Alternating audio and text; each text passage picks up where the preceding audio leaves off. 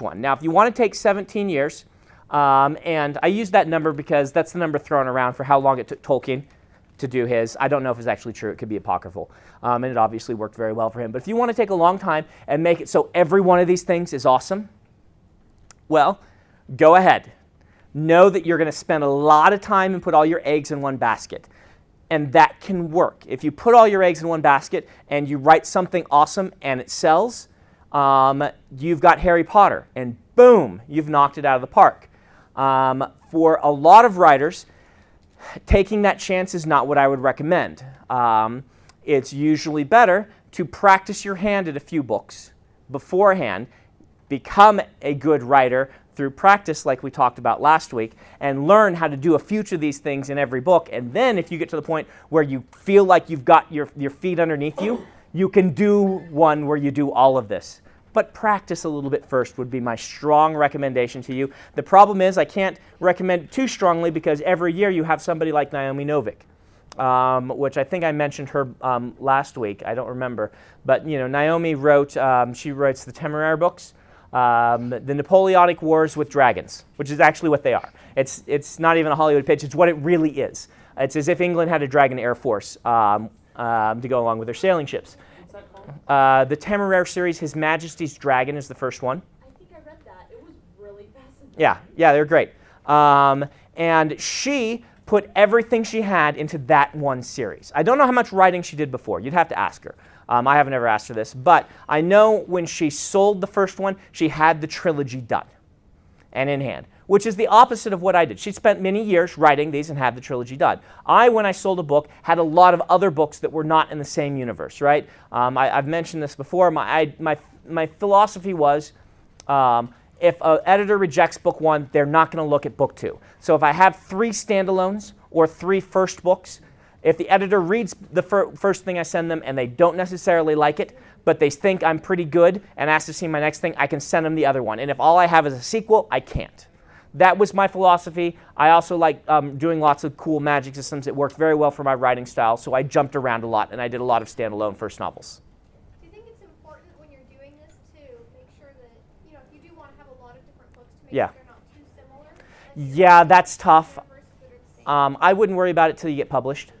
If it's something that worries you, you can do the kind of slant series where it's like all the books take place in the same world, but they're all different kingdoms and different times and things. Like you can have, if you had, for instance, this book happens in, Raymond Feist did that, but honestly, this is a lot of what, like Anne McCaffrey did this, right? You could read the Dragon Riders books out of order. Hers are a little more tied together, but you could go to the point, you can imagine a series where you write one, and then the next one's 50 years later with different characters and things. And there's some similarities, but not. And if you're worried about your themes being too similar, build a setting where they can all take place in the same world, and you could still pitch them individually. This is more important if you're planning on publishing traditionally with New York. It's a little less important if you're planning to self-publish, which we'll talk about.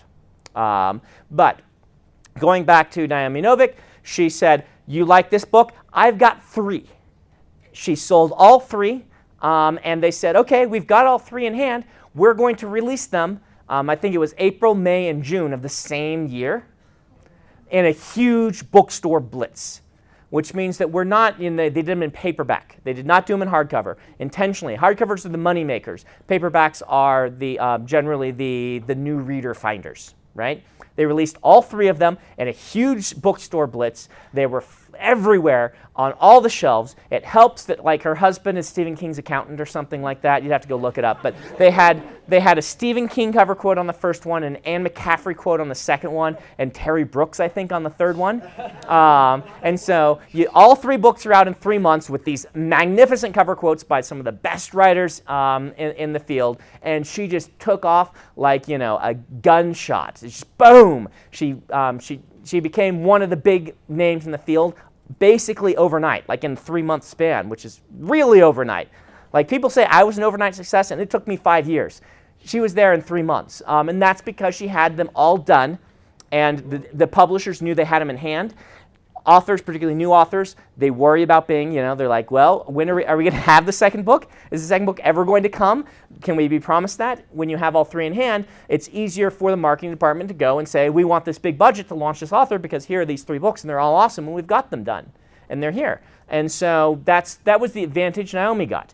I got a different advantage. My advantage was when I sent someone a book and they didn't like it, I could immediately send them another book. And if they showed any interest in my writing at all, it could be like, and here's another one, and here's another one. I also had lots of things I could be sending out in submission, so I increased my percentage chance of getting published by doing that. Once again, I was breaking in 2003. That's when I sold. 2003 is when I sold my first book. The world has changed a lot since then. The dynamics of publishing are changing. As I said last week, advances are polarizing. They're going down or going higher, depending. The middle ones are going away. The middle ones are going down, and the top end is actually going higher for some things.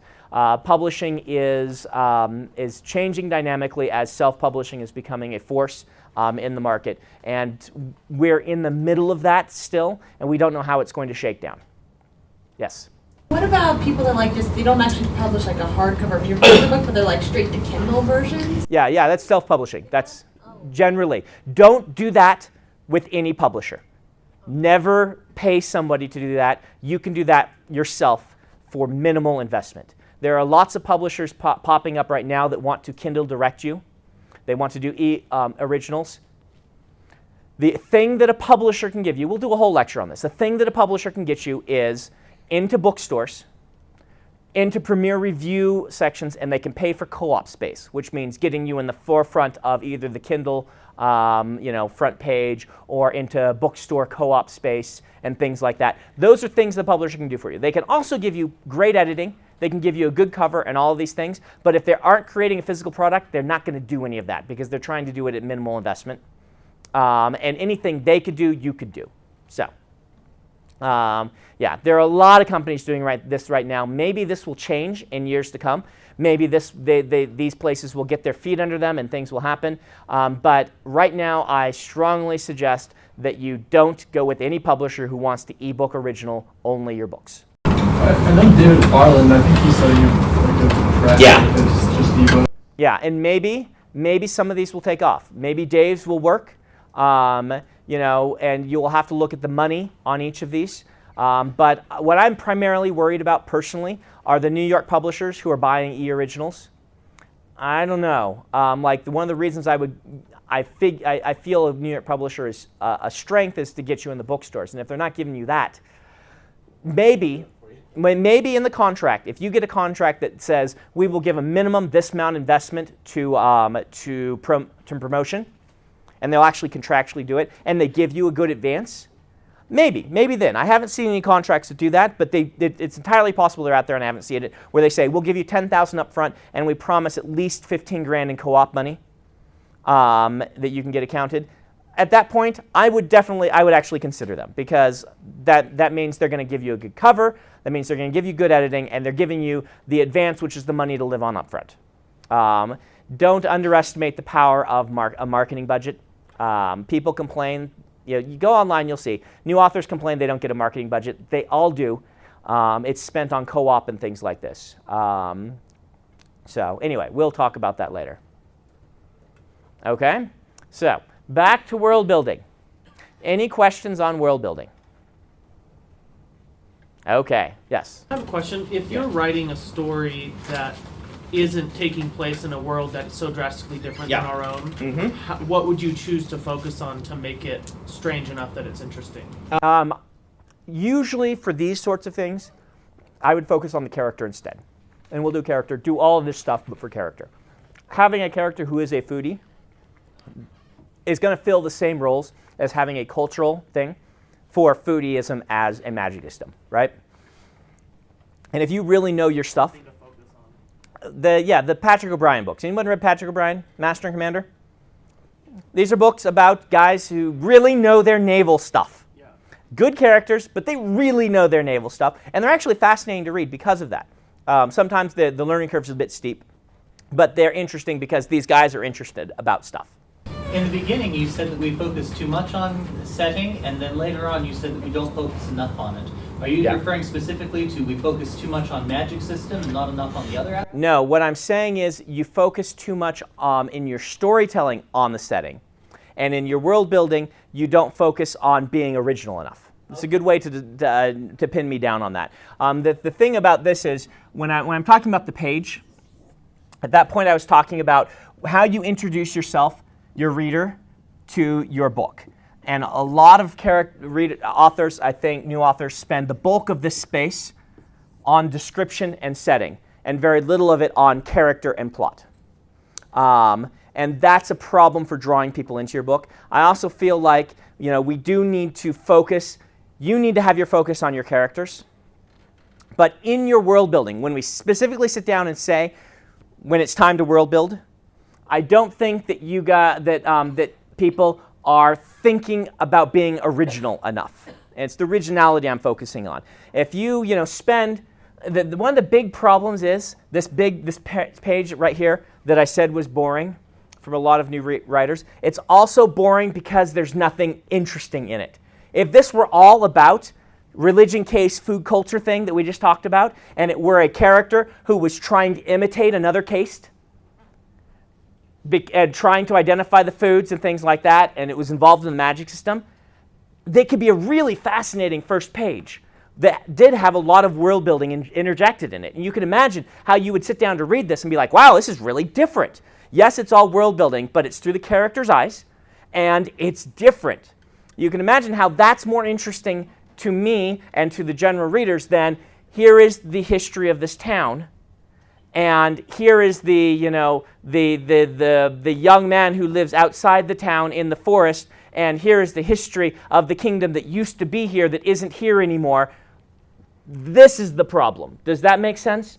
I'm sorry for being confusing on that, and you're right to pin me down. So yes, you're both doing too much and too little. You're stuffing too much boring stuff in here instead of thinking about this and then trying to relate it to your character. Okay?